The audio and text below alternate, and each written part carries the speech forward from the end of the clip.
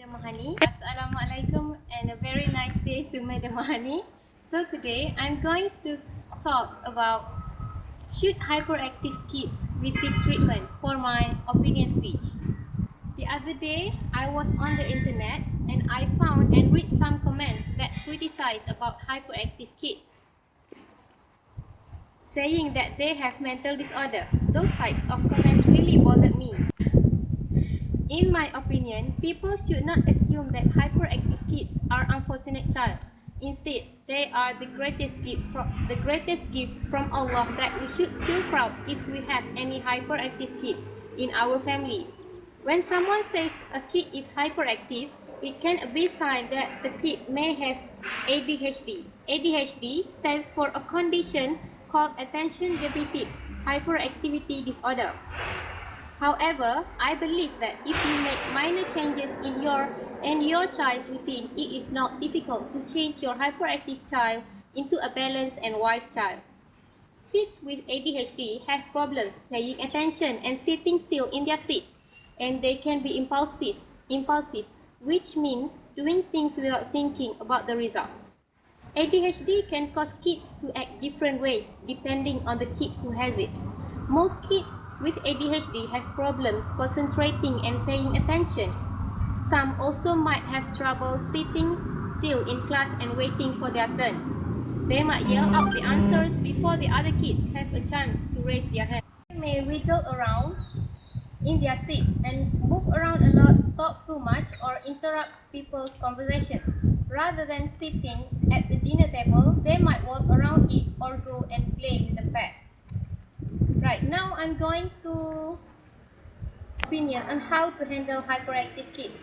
Dealing with a hyperactive child means understanding and dealing with specific types of behavior before they get out of hand. One way parents can help their hyperactive child is by providing plenty of opportunities for physical activities.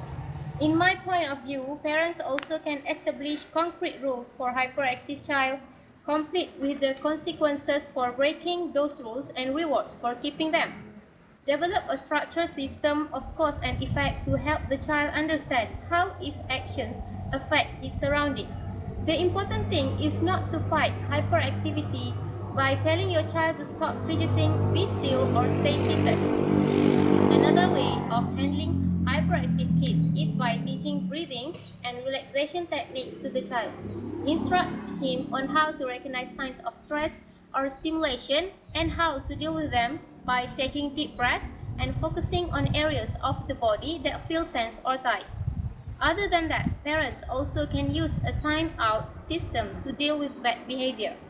Send the child to a corner or an isolated area for a certain time or period if he fails to follow a rule or commits unruly behavior.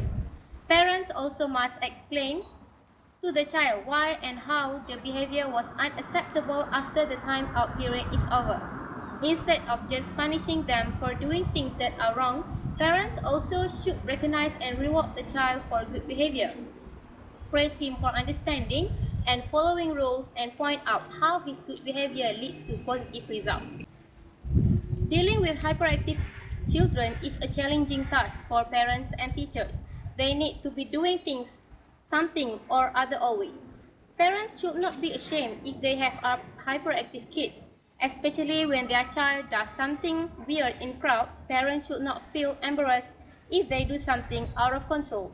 Parents just need to know how to deal with them when they misbehave. Teacher can set up desks in a circle or have stand-up desks. Olivardia said, kids with ADHD are usually more engaged when they are moving around a bit than sitting still. Get creative, experiment, and go with what works.